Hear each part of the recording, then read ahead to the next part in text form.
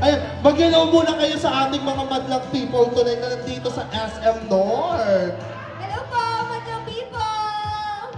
Ayan, Miss Charlie, mag-hello ka naman sa kanila. Good evening po sa lahat. Sana ma-enjoy natin lahat ng pelikula ni Loisa.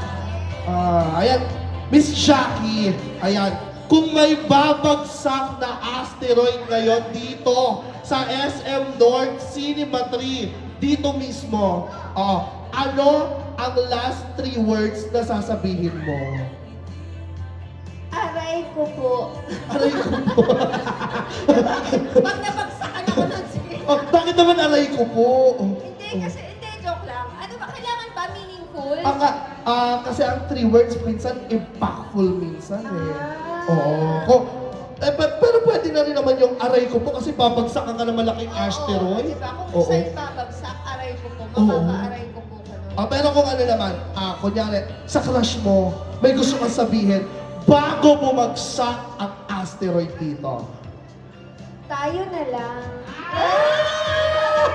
Tayo na lang. Sana all. Oo. Si Charlie, marami ka alam. Si Kumaring Charlie. May asawa na ako, so okay na.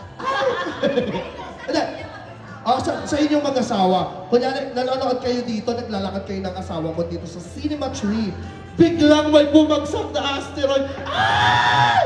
Ano ang 3 words mo, pare? Mahal kita sobra. Ay! 3. Mahal kita sobra. Ay, 3 words. So, anong message mo tonight sa mga nandito o na mga nanonood ngayon dito sa premiere night? Hindi, di ba, you support them. Maraming salamat po. Siyempre, kahit hindi naman ako yung nasa pelikula.